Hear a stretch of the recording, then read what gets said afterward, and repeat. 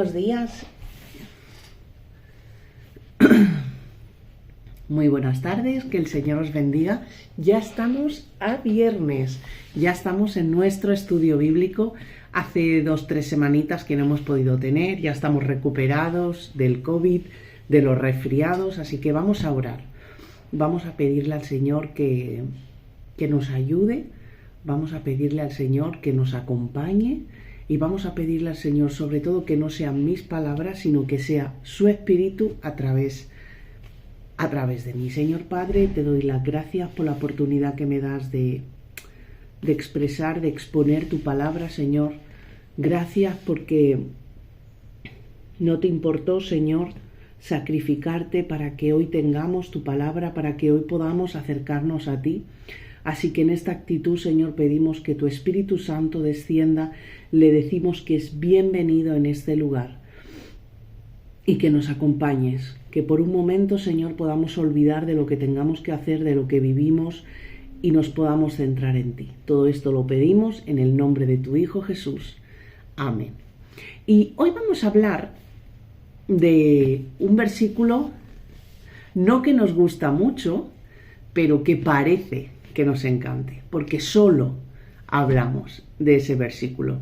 Lo tenemos en nuestras conversaciones diarias, estoy convencida. Lo tenemos no solo en nuestras conversaciones diarias, sino lo escuchamos en predicaciones y es como muy nuestro. El versículo es: todo lo puedo en Cristo que me fortalece. Esto está en Filipenses 4:13. Y muchas veces se dice: tranquila, que todo lo puedo en Cristo que me fortalece. Y todo lo puedes en Cristo, hermano, que te fortalece. Y el significado tiene mucho más que lo que nosotros nos podemos imaginar. Es bastante diferente al que solemos imaginar. Con esta afirmación, es una afirmación, no es una promesa, no es algo que hace referencia a algo, no, es una afirmación. ¿Quién hace esta afirmación? Pablo. Pablo, con esta frase, con esta afirmación, expresó la convicción que él tenía de que Cristo era suficiente para él. Tampoco podemos utilizar este versículo para juzgar o para prejuzgar a alguien. No seas negativo, hermano, que todo lo puedes en Cristo que te fortalece. No, es una afirmación que Pablo hace de él mismo, de su propia vida. Con Cristo, la vida de Pablo estaba llena de gozo. Con Cristo, la vida de Pablo estaba preparada. Con Cristo, la vida de Pablo estaba fortalecida para enfrentar los retos que Pablo tenía en su momento y las dificultades y las pruebas y todas las cosas que vivía Pablo en ese instante. Y es por eso que cuando nosotros leemos o decimos o nos viene a la mente este versículo, afirmamos que todo lo podemos en Cristo que nos fortalece. Pero hemos de preguntarle, no al versículo ni a la palabra, hemos de preguntarnos a nosotros mismos: ¿Cristo es suficiente para mí? ¿Vivo una vida llena de gozo a pesar de mis dificultades, a pesar de mis problemas, a pesar de todo lo que vivo? ¿Tengo una vida llena de gozo? ¿Ese gozo vive en mí? ¿Cada día inunda mi vida el gozo de Cristo? ¿Confío en que Cristo me capacita y no soy yo? ¿Confío en que Cristo me fortalece para hacer frente a mis problemas o pienso que son mis fuerzas? los problemas que se me enfrentan, las situaciones que vivo, son suficientes en una balanza frente a Cristo? ¿O es Cristo suficiente para mí? Estas preguntas debemos de hacérnosla cada vez que queremos decir: todo lo puedo en Cristo que me fortalece. Es que no podemos coger las promesas o no podemos coger aquellos versículos aunque no fueran con nosotros. Por supuesto que podemos coger esos versículos, pero no a la ligera, no para juzgar, no para acusar, no para predisponer. Vamos a empezar a hablar como Dios quiere que hablemos. Y también es bueno decir que este versículo no nos da carta blanca para pedir cualquier cosa, o para que hagamos lo que nos dé la realísima gana, o para conseguir aquello que se nos antoje. No. Todo lo puedo en Cristo que me fortalece no es una varita mágica para conseguir algo que a nosotros nos apetezca tener. El versículo no dice que podemos hacer todo lo que queramos aunque vaya en contra de la voluntad de Dios. Eso no es lo que está diciendo el versículo. Y eso es lo que nosotros creemos que dice el versículo. Tampoco es una promesa de riqueza. Cuidado. Era una afirmación de Pablo, de lo que él vivía en ese entonces. No es una riqueza y mucho menos de una promesa y mucho menos de riqueza. No.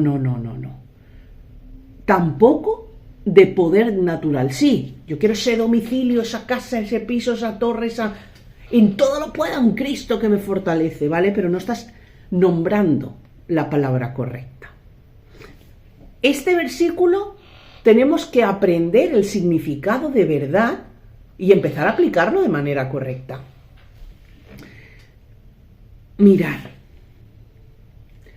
cuando nosotros conocemos el contexto del versículo, nos damos cuenta realmente que nada tiene que ver con el poder, con el obtener cosas materiales, con las riquezas, con una actitud. No tiene nada que ver con esto. Realmente este versículo habla sobre el contentamiento, sobre que nuestra vida debe estar llena de gozo en medio de cualquier circunstancia, porque Cristo está con nosotros. Estas 3-4 semanas mi vida ha pasado por muchos movimientos de tierra, por muchos terremotos de tierra, y cuando las cosas se asientan, cuando las cosas se ven con una perspectiva, con una distancia, con que ya ha pasado y tú lo puedes ver con una perspectiva ya de pasado, aunque sea a corto plazo, te das cuenta de que el gozo lo trae Dios en medio del dolor. Y si Dios nos utiliza como herramientas para que otras personas puedan obtener ese gozo, gloria a Dios. Si ese es el propósito, gloria a Dios. Dios es mi Señor, Dios es tu Señor, Él es nuestro Señor. Y es en Él quien tenemos las fuerzas, no nos olvidemos. Las fuerzas no están en nosotros por nuestro conocimiento, en Cristo. Esas fuerzas no están tampoco en la situación, que aprendemos de la situación y por eso tenemos gozo, no. El gozo, la fuerza, el valor, el coraje está en nuestro Señor Jesucristo, no está en otro. Y es en Él en el que tenemos esas fuerzas, y es en Él en el que tenemos ese gozo, y es en Él en el que nos tenemos que apoyar para afrontar los retos de la vida. Es en Él, en Cristo. Todo lo puedo en Cristo que me fortalece. El contexto de Filipenses, cuando digo contexto, es ¿qué se vive? Nosotros no podemos entender un libro de historia si no comprendemos en qué contexto vivían aquellas personas, en qué ambiente, en qué política, en qué religión, en qué movimiento social se vivía en aquel tiempo. Si no, no entendemos nada de lo que leemos. Pues el apóstol Pablo fue quien escribe, ya lo sabemos, el libro de Filipenses, es una carta a la iglesia de los filipenses. Escribe esta epístola, ¿desde dónde? No estaba en el comedor de su casa, no estaba de vacaciones. En el momento que Pablo escribe todo lo puedo en Cristo que me fortalece, Pablo estaba en la cárcel, estaba encarcelado. Sí, esta frase la está escribiendo dentro de la cárcel. Y no la cárcel que tú ahora te puedes imaginar, que hay una vez al mes, una vez al trimestre, que tienes una visita, que tienes unos horarios para comer, que puedes relacionarte. No. Busca dónde estuvo Pablo encarcelado cuando escribe la carta de los filipenses. ¿En qué situación vivía Pablo? ¿Por qué escribe esa frase Pablo? Qué lugar más raro, ¿verdad? Para escribir un versículo tan positivo, tan lleno de optimismo, tan lleno de esperanza, tan lleno de fe. ¿Es que Pablo tenía algo diferente a nosotros? La realidad es que el tema de la carta de los filipenses es el gozo. Si tú lees la carta completa, yo me la he tenido que leer varias veces, si quieres resumir, la carta habla del gozo. Pablo estaba inmensamente agradecido a Dios por el ejemplo de Jesús.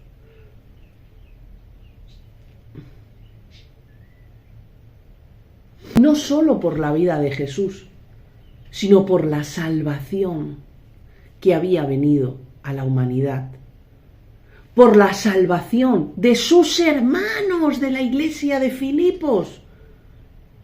Pablo estaba también agradecido por la forma en que los filipenses cuidaban de él. Y al principio de la carta podemos leer la gratitud que siente por esa iglesia, la gratitud que siente por esos hermanos. Él está agradecido, tiene gozo, a pesar de la mala situación, a pesar del lugar malo donde está, él se siente lleno de gozo y de gratitud hacia ellos. Y todos esos motivos de agradecimiento llenaban el corazón de Pablo. Es verdad que si nos dejamos llevar por las circunstancias, ¿quién de nosotros tendría gozo en el corazón? Pero en Cristo aprendemos a ver las pequeñitas cosas. Si hay 4 negativas, la media positiva, Dios nos la permite ver de una manera diferente y eso trae gozo a nuestra vida. Trae gozo porque Dios nos cuida, trae gozo porque Dios nos da, trae gozo porque Dios nos protege, trae gozo que a pesar de los malos problemas, Dios llena nuestro corazón de alegría, de gozo, y eso es lo que sentía Pablo en ese momento.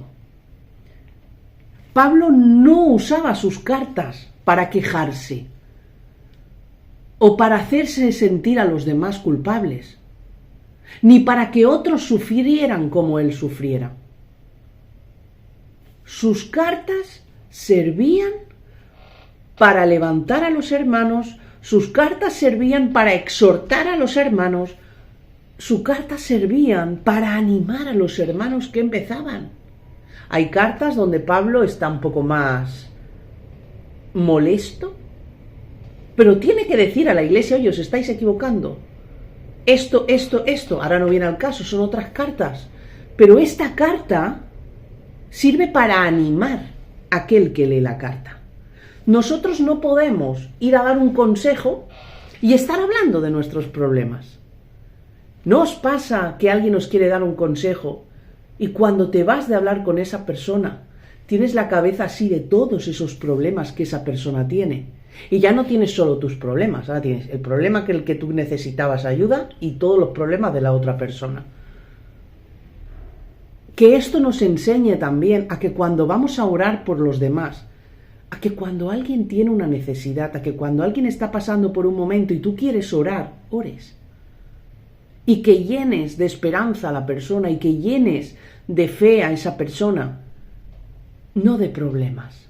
Los problemas ya están, no hace falta que nosotros añadamos más. Pablo siempre agradecía las bondades de Dios, siempre. Muchas, pocas, de él o de los demás, pero siempre exponía ese gozo, ese agradecimiento.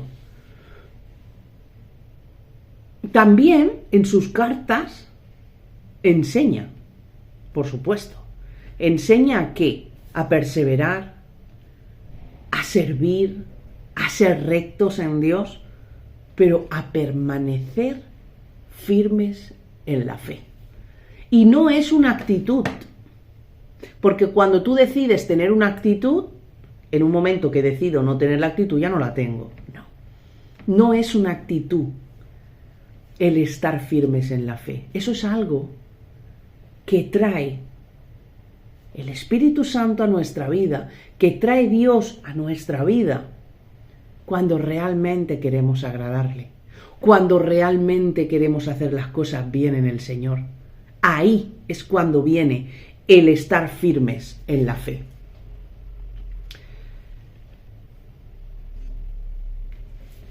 Ese es el sentir de un corazón lleno de gratitud a Dios, lleno de gozo, que queda claro en los versículos de antes y después. Por eso vamos a leer del 10 al 13, Filipenses 4 del 10 al 13, y dice: me alegro muchísimo en el Señor de que al final hayan vuelto a interesarse por mí.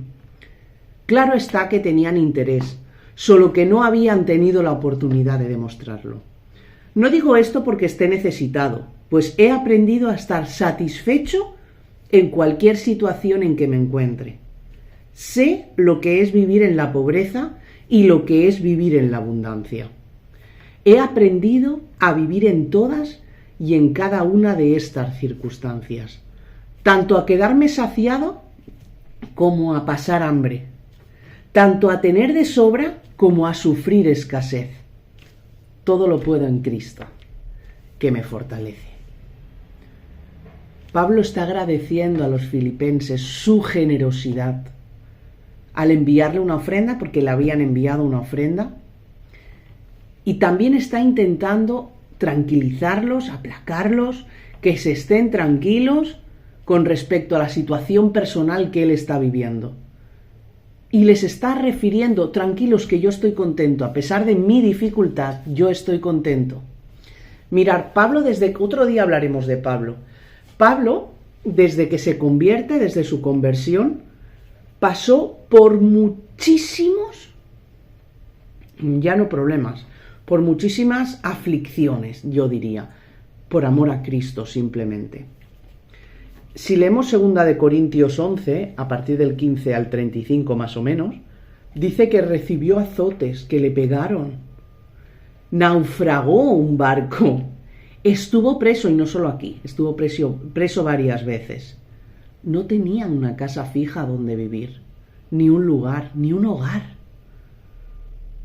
Fueron muchísimas las dificultades que Pablo afrontó por amor a Dios. ¿Y nosotros? ¿Estamos dispuestos?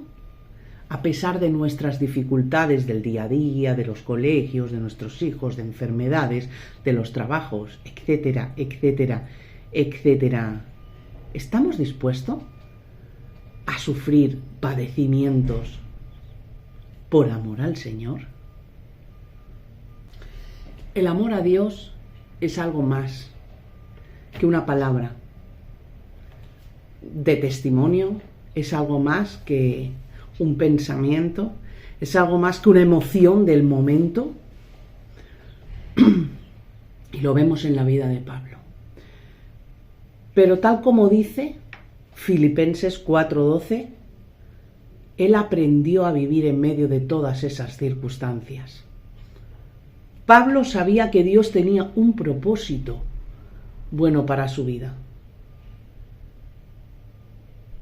Y eso era lo que mantenía su llama intacta, su llama caliente, su llama prendida. Él sabía que cualquiera que fuera nuestra situación, su situación en este caso, Dios iba a fortalecer su corazón. Aunque nos duela todo lo que vivimos hoy, es para fortalecer nuestra vida y nuestro corazón. Cuando a partir de hoy citemos todo lo puede un Cristo que me fortalece, vamos a hacerlo con una actitud interior de gratitud y agradecimiento a Dios en nuestro corazón. Hay otro versículo que me encanta, que va relacionado con el tema, que es Efesios 6:10, que dice: por último, fortalézcanse con el gran poder del Señor. El poder del Señor es el que transforma nuestra vida. El poder del Señor es el que llena nuestro corazón de gratitud. El poder del Señor es el que llena nuestro interior del amor y de la obediencia al Señor. Por el poder del Señor es que podemos ser fortalecidos y victoriosos en medio de la situación. Vamos a orar. Señor, gracias porque nos hablas. Gracias porque la palabra no pasa. Gracias porque la palabra no pasa de temporada. La palabra no se hace antigua. Gracias, Señor, porque nos exhortas, porque nos enseñas, Padre. Yo te pido que mis hermanos en medio del dolor, en medio de su situación, sepan encontrar tu amor, sepan encontrar ahí esa pasión por ti, Señor, sepan rápidamente darle la vuelta a la situación y encontrar un propósito o esperar en ti ese propósito, Padre. Te pido que llenes sus vidas ahora en el nombre de Jesús, de tu Espíritu Santo, que ahora traigas ese contentamiento, que traigas esa actitud correcta en nuestra vida. Y te doy las gracias, Señor, por cada aflicción que hay en mi vida, por cada problema que hay en mi vida, por cada situación que tengo en mi vida.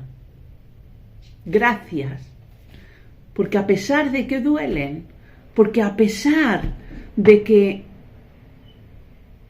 a mi carne trae aflicción, tengo un gozo y solo lo pones tú. Gracias, Padre. Gracias por traer a mi vida paz y armonía, Señor. Gracias, Señor, por tu presencia en este lugar.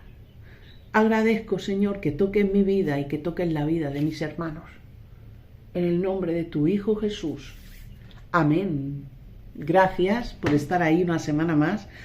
Gracias porque no me siento sola a vuestro lado y porque hemos empezado los estudios bíblicos de nuevo los viernes. Que el Señor os bendiga y gracias por vuestras oraciones.